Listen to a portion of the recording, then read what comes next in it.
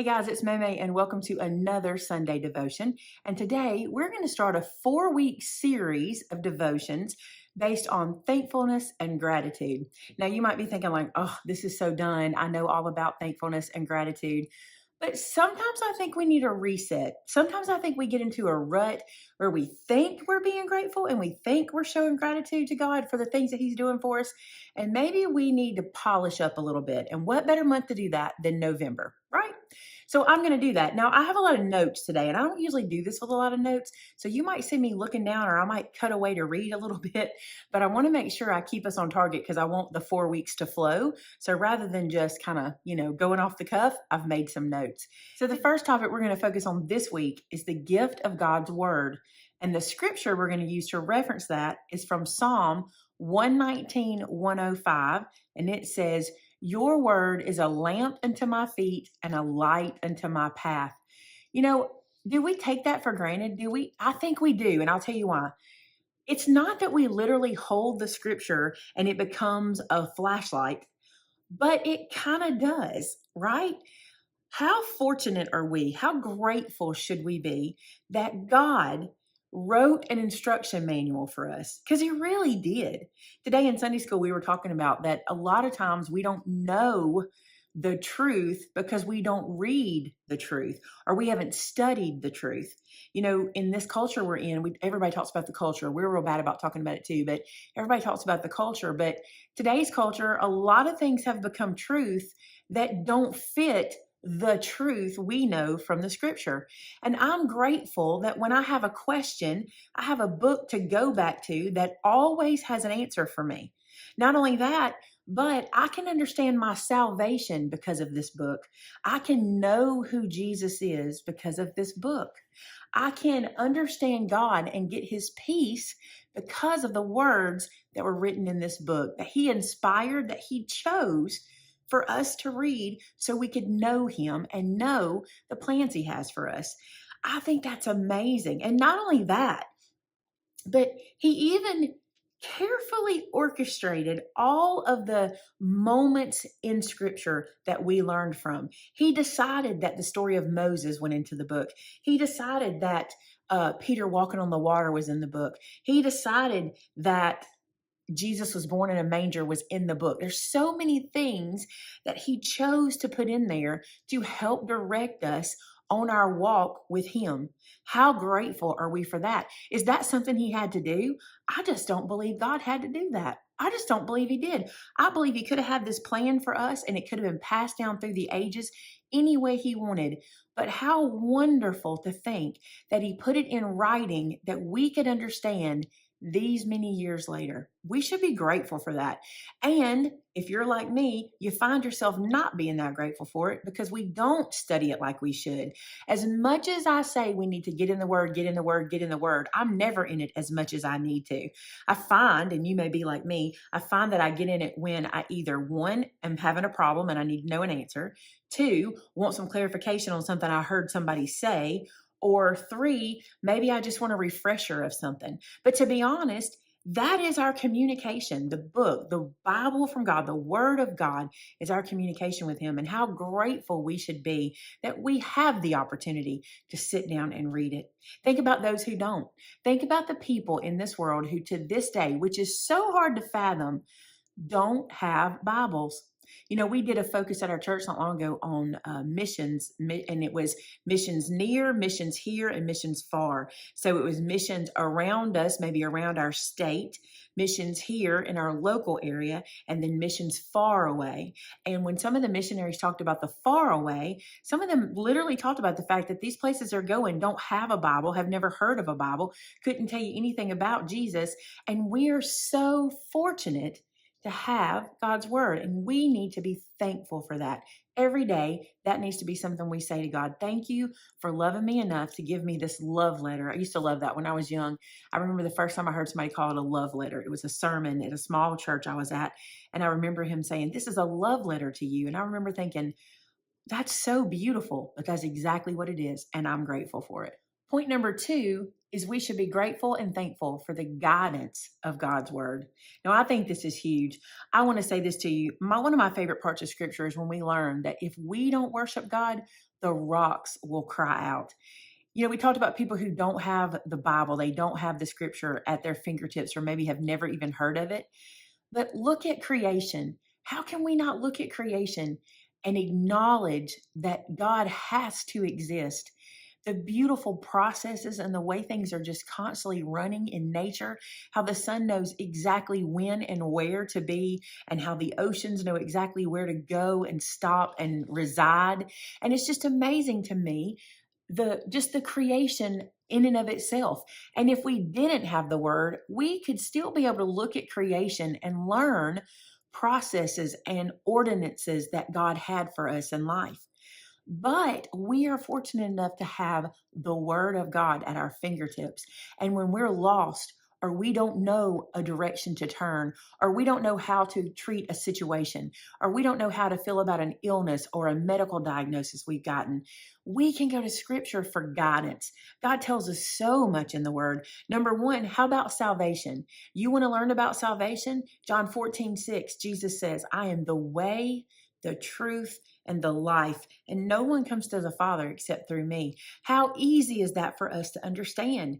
We also learn in John that those who believe will live forever in God, will have an eternal life with God because of Jesus. It's so easy to understand that, right? How easy is it for us to be able to take the scripture in any situation?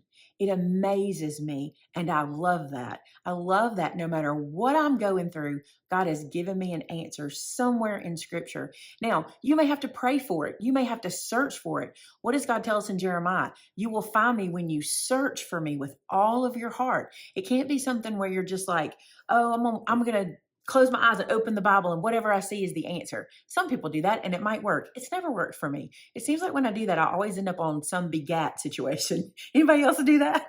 But if that works for you, do it. But for me, it's prayer and contemplation and discussing things with God and listening for him to answer. So I can't go to the word and just flop it open. Now, I can't say that I can't. I will preface this to say this. God can do anything. He can show me him any way he wants to.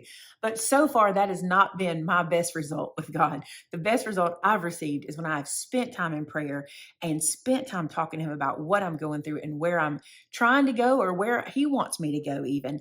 And the word of God is what leads us there through prayer and reading and learning, right?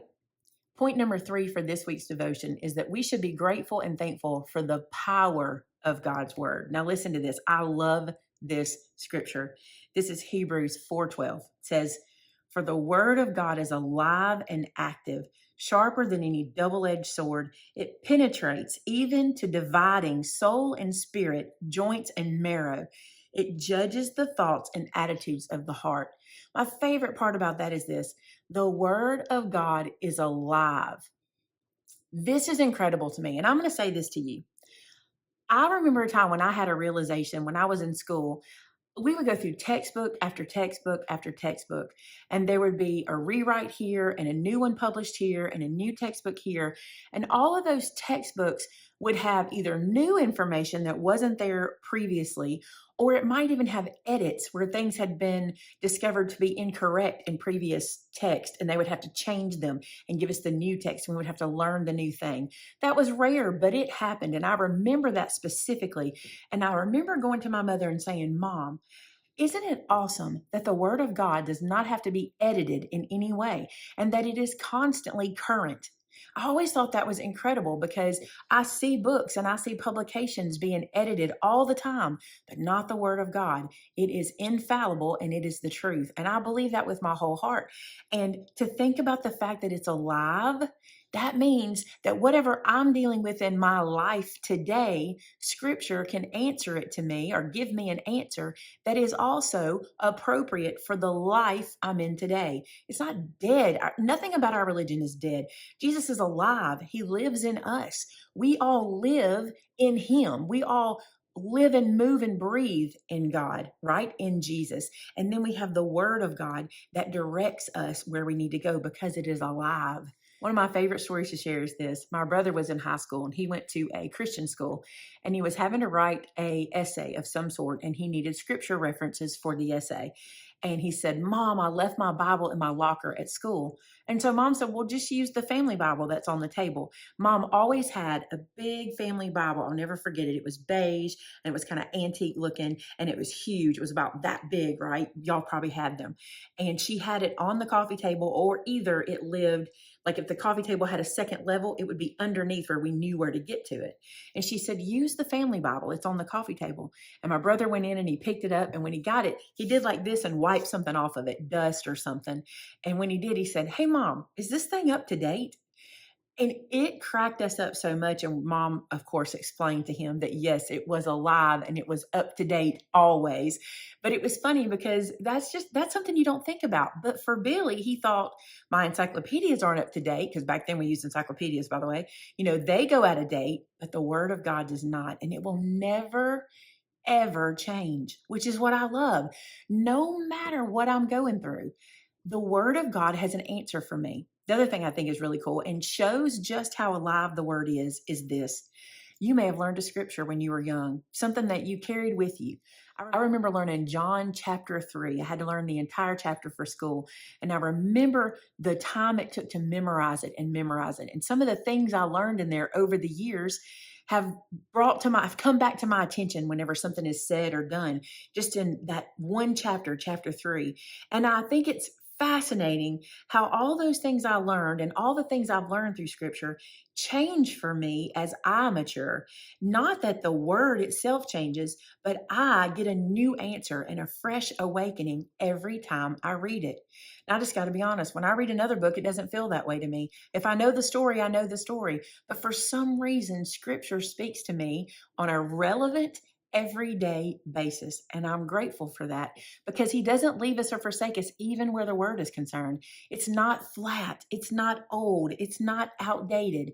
It's fresh and relevant and alive for what you're dealing with today. And how wonderful is that? How grateful can we be for that? Because what if we didn't have that? If you think about that, what if we didn't? How would we get through day after day? Where would we learn? How would we know? I'm sure God would provide another way and make it very clear to us, but I'm grateful that he chose the word, and I'm grateful that it's something that I can have to reference over and over again. So I hope that this little discussion about being grateful for his word and for what the word can do for us in our day-to-day life, I hope this will spark in you a need to be more about the word, a need to be more in the word, be more about the word, be more about memorizing the parts of the word you need to remember and put into your heart. Because if it's not in your heart, it just can't light your path. It just cannot be a flashlight for you if you don't know it. And so I'm grateful that I have the opportunity to know it. If you're wondering how to get into the word, there are so many resources for you nowadays. Google can give you so many resources, from devotions to Bible studies to verse mapping to soaping the word. There's so many ways to get into scripture. It's easy. The best thing to do, though, start with this. Start with prayer. Ask God to lead you to what he wants you to study in the word and how he wants you to study the word. He won't leave you. He will not leave you out and go, I don't know, just do your best. He won't do that. He will give you exactly what you need in the moment. And you may be fresh and new starting to learn the word. It'll grow with you, and your study habits will grow, and it'll all start to make sense. And you'll recognize the first time you're in a room and someone is discussing scripture that you've already put into your heart, the wonderful feeling that you are aware of what's being discussed, and you can feel empowered to talk about it because you have studied it and you know it and you don't have to question it. I just think it's amazing. I love God's word because it's my answer. If one of you comes to me with a question, I have a place to go, and it just makes our walk that much easier, and it allows us to get that much closer to God. I hope you enjoyed that. We're going to do 3 more weeks of this with different points every time. And like I said, this week we were focusing on his word and how incredible that gift is, and how I'm so grateful our God is brilliant enough to know exactly what we need. Let's be grateful for that too, right? Let's go to God in prayer. Thank you so much, God, for everything you do for us. But today I want to thank you for your word. I don't know where I would be without your leadership and without your guidance. Thank you, God, that you have given people a desire to learn your word and teach it to me on a level where I can understand it. Thank you for teachers. Thank you for preachers. Thank you for speakers and evangelists who have taken their life to learn what you have to say to us and share it with us. God, thank you for instilling in me the need to know the word. And thank you, God, for instilling in me the desire to live what you tell me.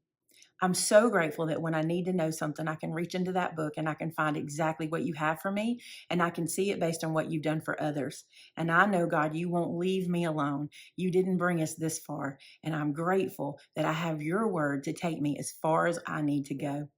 Thank you again for this time we can have together. Thank you for November and the reminder of thankfulness and gratitude. I pray, God, for everybody watching today, that something that was said or done will give them the spark they need to refresh their thankfulness, refresh their gratitude toward you, and even toward things around them. God, I pray you'll be with us in these next few weeks to come. I pray you'll give us exactly what you have for us to know and to learn, and you'll give me exactly what you'd like for me to share. I thank you for all of this in Jesus' name. Amen. Hey, thank you guys so much for being here today. I can't wait to talk to you next week, and I hope you have a great week this week. So until next time, bye now.